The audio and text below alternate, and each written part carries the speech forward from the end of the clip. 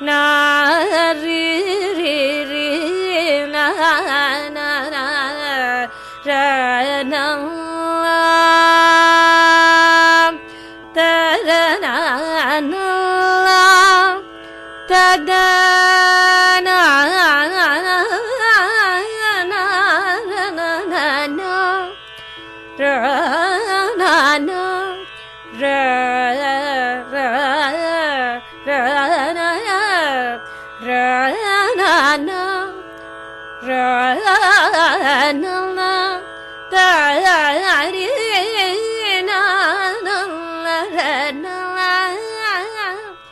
ta na na ra na.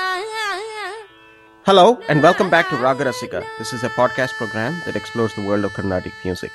I'm your host, Devesh Satyavolu. Joining us from Albany, New York is Vidya. Hello, Vidya. Hi, Devesh. I look forward to today's episode as always. As we explore the world of Carnatic music on this program, every now and then we plan to shine the spotlight on key cities, towns, and villages that play an important role in this art form. In the last segment, we talked about the art of listening. We briefly discussed attending concerts as one way to expose yourself and learn by listening. When it comes to Carnatic music concerts, Chennai has a lot to offer. So in this segment, let's shine the spotlight on Chennai, Vidya.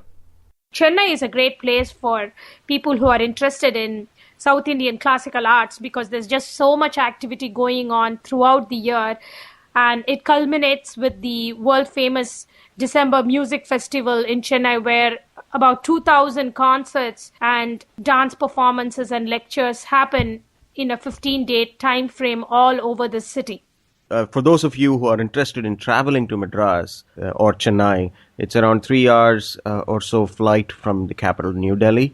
And as Vidya was mentioning, if you're interested in Carnatic music, the best time to visit Chennai would be in the time frame when all these music festivals are happening. Yeah, the music festival generally takes place in the latter half of December, and we have these sabhas or cultural organizations throughout the city. I would say more than 25 to 30 of them conduct these performances in December all at the same time. So if you look at the newspaper in Chennai on a December day, you will find that there are about like 20 concerts happening throughout the city, and many of these are free to the attendees. So it's a great experience, and a lot of people plan their visits to Chennai to coincide with the music festival, and they have a great time hopping from one sabha to another and listening to different concerts. Also, I'm sure Devesh, you will agree, Chennai being a very hot city, December is probably the best time weather-wise also to visit Chennai because it's cooler right after the monsoon season. One quick question about these concerts itself. Tell us a little bit about the concerts. Are these professional concerts with concert halls? The way I remember it, you could really get a range in terms of the quality, the presentation, as well as the structure of concerts. Tell us a little bit about it. Exactly. You have it right. There's a wide range of concerts happening, and that's the most beautiful part of the concert festival in Chennai. It not only showcases the seasoned and the experienced musicians, but it also provides a platform for the up-and-coming younger generation of performers. And that's a great thing because, like we discussed in one of the earlier episodes, for any art form to flourish, we definitely need to build up on the next generation of musicians. It's the same concept that is implemented in Chennai very successfully. What they do is usually the day starts off with the lecture demonstrations in the morning, or it would be a concert by a very senior musician, which would almost be like a lesson to the younger generation of musicians and listeners. So these lecture demonstrations usually are about one topic, and they usually invite musicologists to give a lecture and also demonstrate. It could be about an instrument, it could be about a particular composer style, and so on. So there could be any number of topics that are chosen. Later on in the early afternoon, we start off with the junior most performers and a late afternoon concert with featuring slightly more experienced and senior performers, those who have been performing in the junior slot for a while but who have not quite made it to the senior slot yet. And then in the evening, we usually feature the ticketed concerts, and those feature the experienced and the top-notch performers. So there's a big range. But who decides who's junior, who is medium level?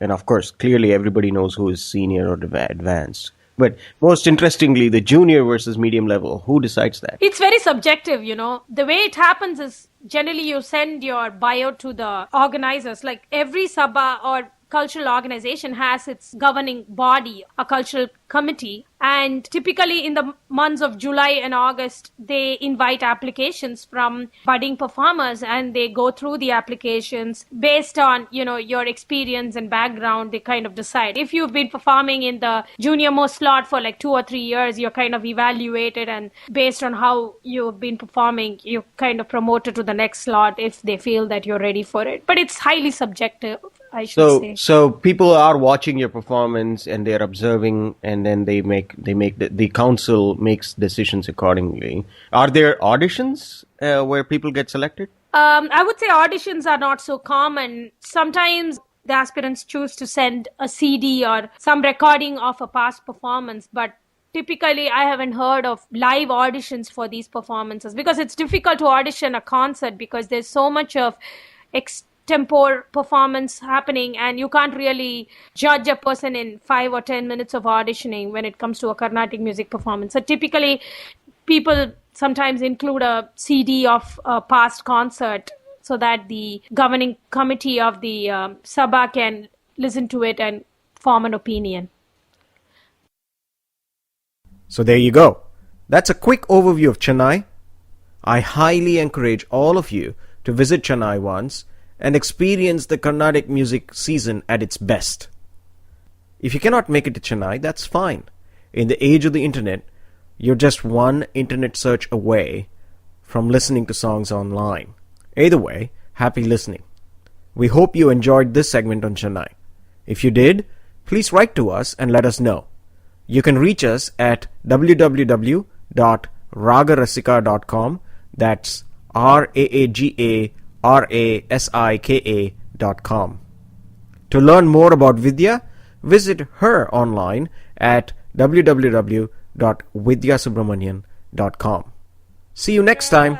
Goodbye.